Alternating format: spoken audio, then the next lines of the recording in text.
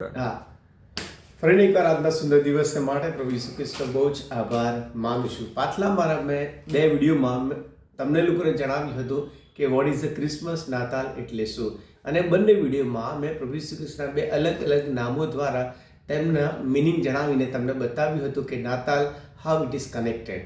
પણ આજે જે પ્રભુના પવિત્ર આત્માએ મને બતાવ્યું કે નાતાલ એટલે શું એ હું તમને જણાવી રહ્યો છું.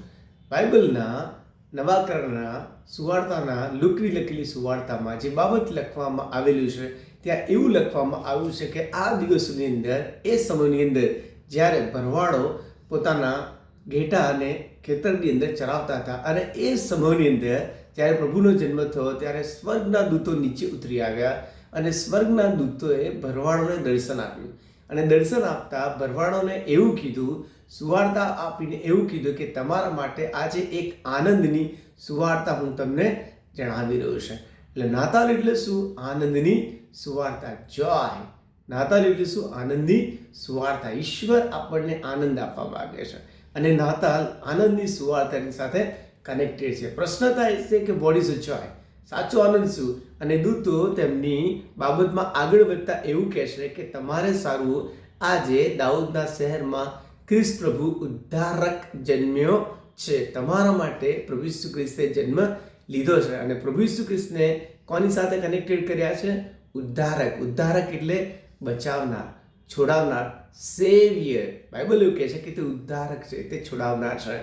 હા, પ્રભુનો આભાર માને છે કે ઈશ્વરે સમગ્ર માનવજાતને છોડાવવા માટે આ પૃથ્વી પર જન્મ લીધો. બાઇબલમાં એવું લખવામાં આવ્યું છે કે સ્વર્ગનો સગળો મહિમા ત્યજી દઈને પ્રભુ ઈસુ ખ્રિસ્ત આ પૃથ્વી પર આવ્યા.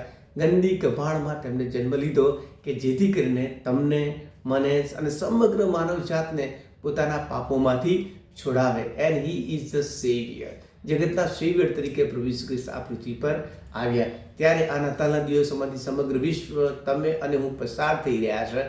ત્યારે પ્રશ્ન એ છે કે શું હજુ પણ આપણે દુઃખોમાં છીએ, તકલીફમાં છે, પાપમાં છે? હજુ પણ આપણને ઘણી બધી ચિંતાઓ, મુશ્કેલીઓ, બીમારીઓ, તકલીફો સતાવી રહ્યા છે અને હજુ પણ આપણે બંધનોમાં છે પાપના, અને આપણને એક સારા ઉદ્ધારકની જરૂર છે.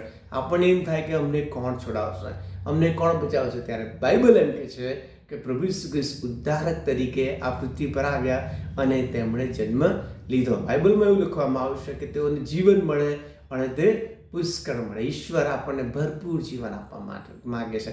બાઇબલ એમ કહે છે કે જે કોઈ તેના પર વિશ્વાસ કરે છે તેને અનંત જીવન મળે છે, પાપોની માફી મળે છે. ઉદ્ધારક ઈશ્વર આપણને પાપોની માફી આપે છે, અનંત જીવન આપે છે. ત્યારે આવો આપણે આ નાતાલના દિવસોમાં આગળ વધી રહ્યા છે ત્યારે એ પ્રભુ ઈસુ ખ્રિસ્ત વિશે જાણીએ, પ્રભુ ઈસુ ખ્રિસ્ત વિશે ઓળખીએ, પ્રભુને જાણીએ. ત્યારે નાતાલનો સાચો આનંદ, ધ જોય, સાચો આનંદ આપણને મળશે. અને સૌથી અગત્યની બાબત બાઇબલ કહે છે કે તમારે સારું એક ઉદ્ધારકે જન્મ લીધો છે. લાઈક અ સેવિયર.